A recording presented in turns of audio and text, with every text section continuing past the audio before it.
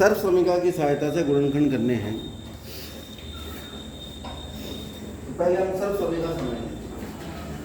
अगर हमें a plus B की घात 2 यानी a plus b whole square निकालना है, स्क्वायर मतलब घात 2 का मतलब स्क्वायर कहते हैं, तो a प्लस बी की घात 2 का मतलब है कि a प्लस बी को गुणा किससे कर रहे होंगे,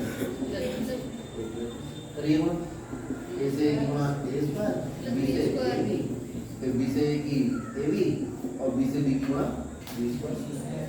तो b a b के बराबर होता है, गुणा में क्रम बदल दो कोई फर्क नहीं पड़ता। तो ये हो गया प्लस 2ab प्लस b।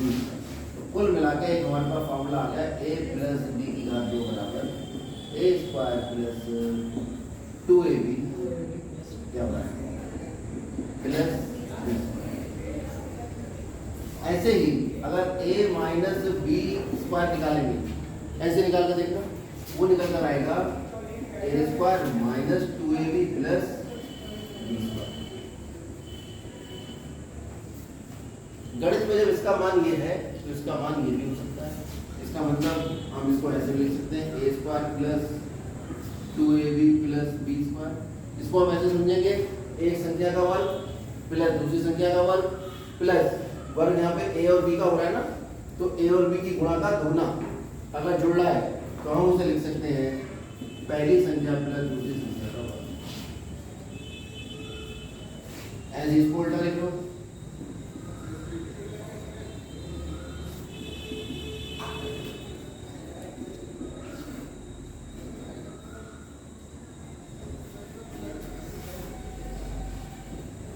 समझ आ गया।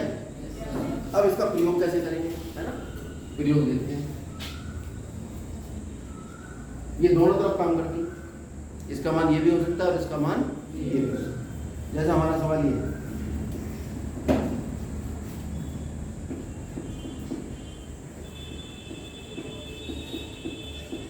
ये अब इसमें कौन सी सर्वसमीका लिखेंगे।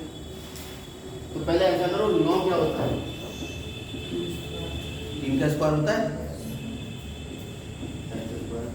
6xy ऐसे लिखो प्लस ये y। अब मुझे मालूम है कि अगर दो संख्याओं में समान घात है तो मैं उन्हें आपस में गुणा करके घात करा सकता हूँ। क्यों? क्योंकि हमें पूरे पद पे घात चाहिए, क्योंकि यहाँ पे पूरे पद के ऊपर घात है। Plus 6xy plus. अब यहाँ हम जांच करने की कोशिश करते हैं सर्वसमीका। यहाँ से एक चीज साफ साफ पता लग रही है कि 3 पद है, तीनों धनात्मक हैं और दो संख्याओं का वर्ग हो रहा है, बीच में कुछ आ रहा है।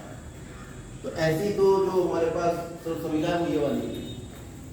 तो इसका मतलब सर्वसमीका हुई कौन सी, a का वर्ग plus 2ab plus b square बराबर a प्लस b के वर्ग में a का मान क्या रखें 3x और b का मान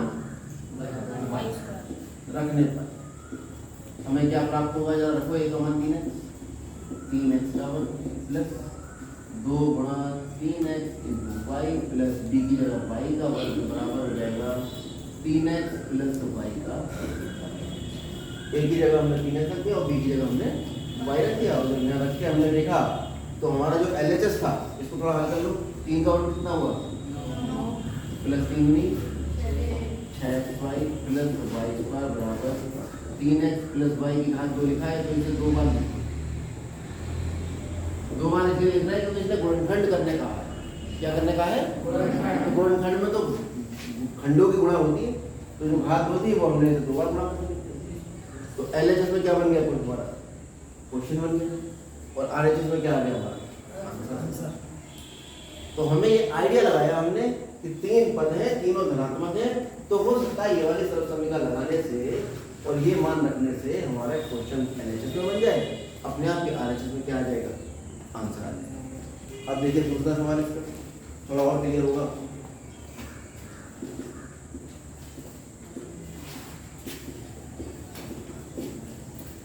तो इसको हम लिख सकते हैं 2y का वर्ग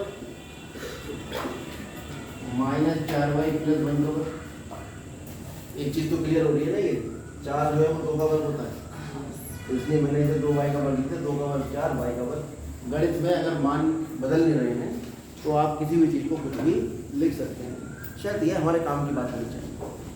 अब यहाँ कौन सी सूत्र समीकरण लगेगी जिसमें 3 पद हो और एक में माइनस आ रहा हो, ऐसी सूत्र समीकरण तो ये वाली जिसमें 3 पद है और एक में माइनस आ रहा है। तो देखो यहाँ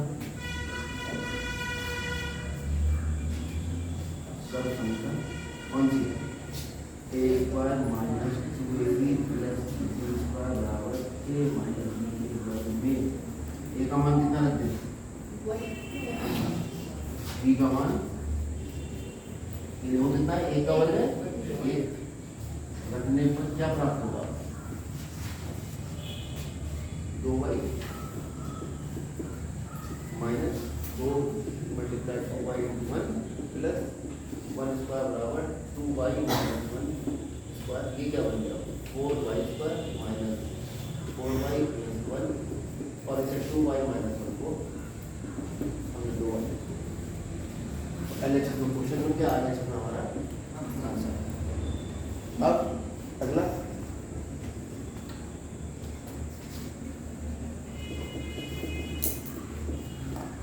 x square minus y square upon 100, तो हम इसे लिख सकते हैं x square minus y upon 10 का स्क्वायर, क्योंकि 100 का स्क्वायर होता है 10 का स्क्वायर होता है। तो आप ये जब y बटे 10 का स्क्वायर लिखोगे तो ये y स्क्वायर हो गया और 10 का वर्ग क्या होगा? 100। अब ये कौन से सब समीकरण है? हाँ बिल्कुल ठीक बताया देखते हैं। सर्व समीकरण x square minus a square बराबर x minus a x plus a का प्रयोग, ज़्यादा भी लिखने की जरूरत नहीं करने का। तो x का काम ये कर रहा है और y का काम कौन कर रहा है? y square. आ जाएगा x प्लस y बटे 10 x माइनस y। उतार लीजिए।